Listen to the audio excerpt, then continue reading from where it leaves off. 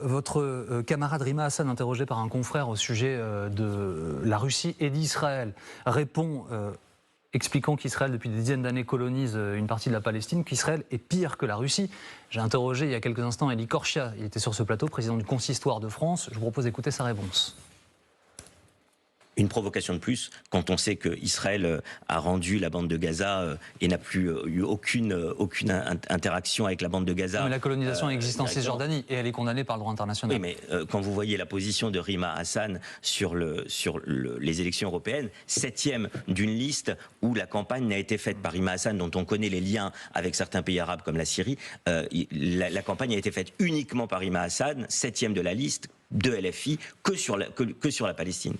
Qu'est-ce que vous répondez à Elie Korchia ? Il y a beaucoup de choses assez insupportables dans cet extrait. D'abord, Rima Hassan a grandi dans un camp de réfugiés en Syrie. C'est ça le lien dont parle M. Korchia de Rima Hassan avec la Syrie. De quoi parle-t-il, premièrement? Deuxièmement, en ce qui concerne Rima Hassan, elle a dit une chose qui est factuelle, que vous pouvez vérifier, c'est qu'en matière de droit international, puisque c'est de ça dont elle parlait, l'État d'Israël est l'État aujourd'hui qui a violé le plus de résolutions de l'ONU. Depuis 1968, c'est, je crois, 230 résolutions, ce qui fait de l'État d'Israël le pays aujourd'hui qui est, en quelque sorte, en tête en termes de violation du droit international. C'est de ça dont parle Rima Hassan. Enfin, dernière chose, Monsieur Korchia fait comme si nous ne faisons notre campagne des élections européennes uniquement autour de ce sujet. Je l'invite à lire notre programme, 9 chapitres, plus de 40 pages, dans lequel on évoque tous les sujets, mais cette question-là, la question de la paix dans le monde, que ce soit en Ukraine ou à Gaza, c'est aussi un enjeu de ces élections européennes. Pourquoi ? Parce que le Parlement européen est un lieu pertinent pour agir sur ce sujet. Mais comment ? Par exemple, au niveau européen, on pourrait décider d'infliger des sanctions à l'égard du gouvernement de M. Netanyahou. C'est bien au niveau européen qu'on a décidé. Mais pas au niveau du Parlement.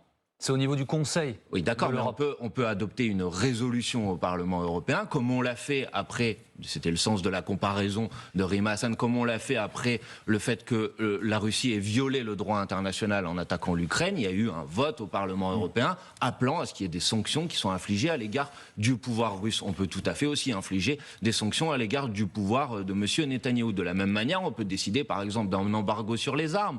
On peut faire une résolution... Ça, c'est pareil, c'est au Conseil de l'Europe. Oui, mais... Ce sont les ministres... Non, mais pour expliquer aux gens, pardonnez-moi, parce que... Il n'y a pas de problème. Sinon, c'est très compliqué. Le Parlement, ce sont les élus directs, ceux pour lesquels nous allons voter.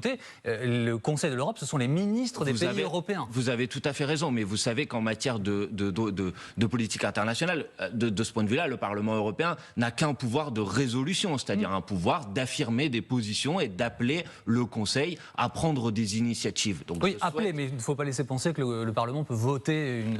non, mais ça ne sert pas à rien, sinon il ne faut pas faire d'élections européennes. Je veux dire, si on élit des députés au Parlement européen, c'est qu'ils puissent prendre des positions politiques. Alors justement, au sujet des européennes, M. Bompard, des positions politiques sur ce sujet. Emmanuel Macron, je le cite, je l'ai dit, je m'impliquerai dans la campagne des européennes. Je ne veux pas vous dire que ces élections sont essentielles, ne pas m'impliquer pour soutenir la liste qui défend l'Europe.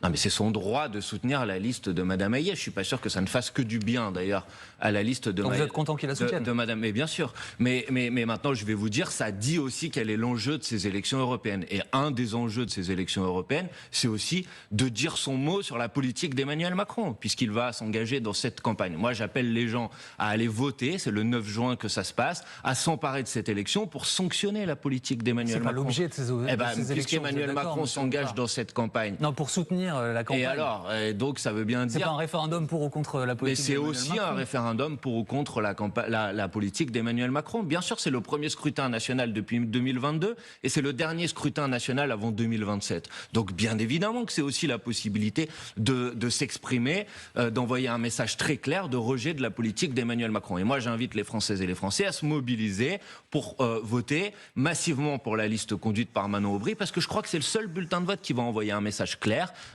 pour dire non à la politique d'Emmanuel Macron, non à la politique en faveur des plus riches, non à la politique de destruction des services publics. Au contraire, on peut faire autrement et ça commence le 9 juin avec les élections. Pourtant, c'est toujours la liste de Jordan Bardella du RN qui est en tête des sondages, malgré votre travail pour essayer de la combattre et malgré d'ailleurs les condamnations d'Emmanuel Macron, toujours dans la tribune du dimanche, avec des mots assez durs, disant que ce parti ne proposait rien si ce n'est la destruction de l'Europe.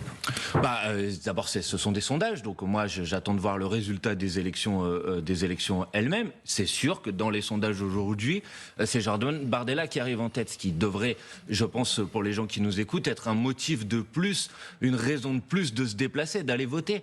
En allant voter, vous pouvez faire coup double en quelque sorte. Vous pouvez envoyer un message de rejet de la politique d'Emmanuel Macron, mais vous pouvez aussi dire il n'est pas question que l'alternative à Emmanuel Macron, ça soit l'extrême droite, puisque l'extrême droite ne propose aucune solution politique aux difficultés que l'on rencontre aujourd'hui. Je vous donne juste un exemple. Quand nous, députés insoumis à l'Assemblée nationale, nous proposons un amendement pour l'augmentation du SMIC, les députés du Rassemblement national votent contre. Quand nous proposons de rétablir l'impôt de solidarité sur la fortune, les députés du Rassemblement national vont contre. À chaque fois qu'ils ont la possibilité de voter quelque chose en faveur des Françaises et des Français, à chaque fois ils votent contre et ils sont d'accord avec Emmanuel Macron sur ce sujet. Justement, à ce sujet, un dernier mot, Monsieur Bompard. Avez-vous vu le témoignage de Colombe ? J'ai vu. Cette dame a été interrogée par Paul Larouturou pour TF1 Info dans un meeting, je le rappelle pour les gens qui nous regardent, dans un meeting du Rassemblement national, Marine Le Pen, Jordan Bardella. Elle est bénévole au Resto du Cœur et elle dit bah voilà, moi je participe au Resto du Cœur. Elle affirme avoir été renvoyée des restos en raison de son appartenance, enfin de son vote. Cette version est contestée par les Restos du Cœur. Bon, elle fournit des idées, mais enfin des preuves. Tout de suite, François Ruffin, qui est membre de la NUPES, qui est Picardie debout, mais proche de vos idées, a dit on ne peut pas laisser cette dame et les gens qui sont comme elle aller vers le Rassemblement national. Qu'est-ce que vous dites, vous, ce matin ? Je dis à cette dame que si elle croit que Marine Le Pen, Jordan Bardella ou le Rassemblement national a l'intention de mettre en place une politique qui répond aux difficultés sociales, puisque manifestement elle a l'air d'être attachée au fait de lutter contre les difficultés sociales, je pense qu'elle se trompe. Et si elle pense, comme Jordan Bardella ou l'extrême droite, que le problème dans notre pays c'est l'immigration ou celui qui n'a pas la même couleur de peau, la même religion, elle se trompe aussi. Pourquoi est-ce que le vote d'une partie de la population dite modeste ou des ouvriers est passé de la gauche que vous incarnez au Rassemblement national pour parti ? Oui, d'abord le premier comportement électoral des catégories populaires aujourd'hui c'est l'abstention. Et Jean-Luc Mélenchon à l'élection présidentielle de 2022 est arrivé en tête dans les communes. Mais vous ne niez pas qu'il y a eu un transfert de ces voix aussi ? Je ne sais pas. Il y a toujours eu un électorat populaire de droite. Après, il peut y avoir effectivement des gens qui, parce qu'ils sont en colère, parce qu'ils rejettent la politique gouvernementale, parce qu'ils ont eu l'impression que ça soit le Parti socialiste ou la droite au pouvoir, finalement, ça produisait les mêmes résultats, qui cherchent une alternative. Et je leur dis, vous vous trompez si vous pensez que l'alternative, elle est du côté du Rassemblement national. Au contraire, l'alternative, elle est auprès de ceux qui se battent au quotidien pour les Françaises et les Français qui ont le plus de difficultés. Ceux qui sont dans les manifestations pour défendre le droit à la retraite, par exemple. L'extrême droite n'y est jamais. Donc je dis à tout le monde, ne vous trompez pas, c'est autour de la liste de Manon Aubry qu'il faut se rassembler le 9 juin. Merci Manuel.